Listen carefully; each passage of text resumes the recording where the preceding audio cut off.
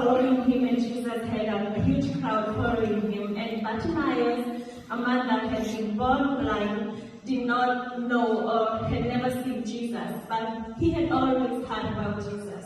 So this moment he asked, "What is going on?" And the people or the crowd, somebody from the crowd said, "Well, Jesus is passing."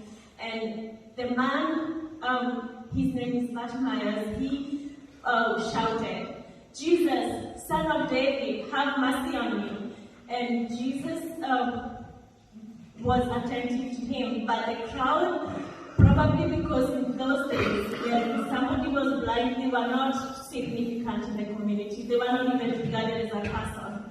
And a lot of times, those people would just sit down and beg for food. They would rely on other people, crowd that is passing, so that they can eat. And so at this point, the crowd, somebody from the crowd is saying, "Oh, keep quiet, be silent. You don't talk to Jesus like that. You probably don't shout to Jesus." But this man is not afraid. He's like, "Jesus, Son of David, have mercy on me." He shouted even louder. And he was supposed to keep quiet, and he probably would have listened to the crowd, but he did not. So, and when Jesus had him, he paid attention. Jesus was not even coming to this man. He was on his way into Jericho. But he paid attention to this insignificant person. He was significant to Jesus. And a lot of times when we are crowded, when stuff is going on in our lives, we tend to think that we are not significant to anybody, but we always remain significant to Jesus. This one that cannot tell you to keep quiet and stop calling him, he's always there to listen. He's always waiting for you to just call on him. Because Jesus, him being a son of God, I imagine that he knew that this blind man that would be waiting somewhere for him to heal. But Jesus did not just go straight to him. He waited for him to call. And when he called, Jesus asked, "What can I do for you?" And I think, how do you heal? Like, how do you ask a blind man what we can do for him when you can heal him and have him see? You know? But Jesus normally asks what he can do for us, even when he sees what we are going through, because he wants us to call on him. He wants us to talk to him. He wants us to apply our faith. So this man, because he had faith that Jesus could help him see, even if he had not seen anybody else get healed. Do you know how that just stands out to me?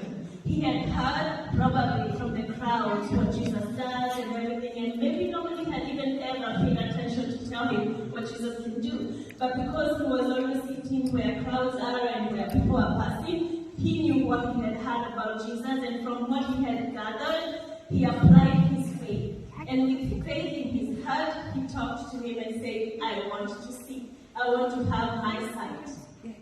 So tonight, Jesus is just asking us, what can I do for you?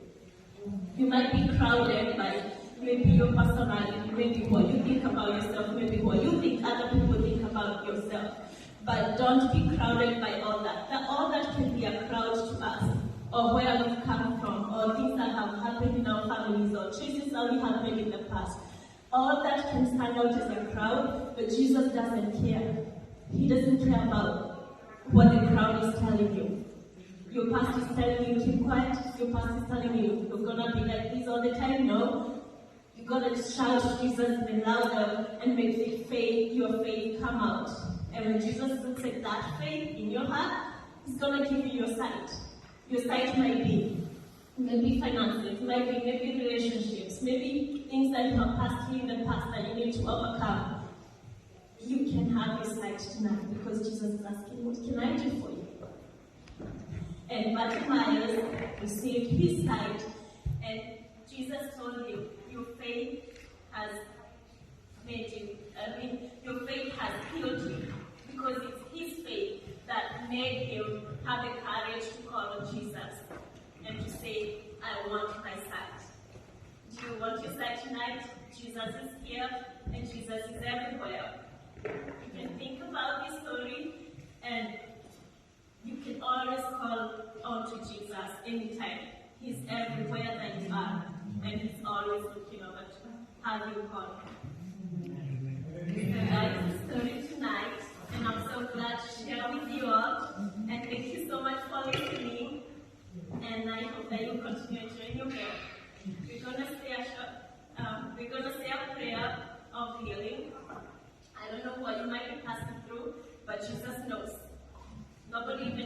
needs to know Jesus is going to heal you tonight. Let's pray. Dear Jesus, as we come before thy presence this evening, we are humbly thankful, and we thank you so much for your presence tonight. We thank you that you are calling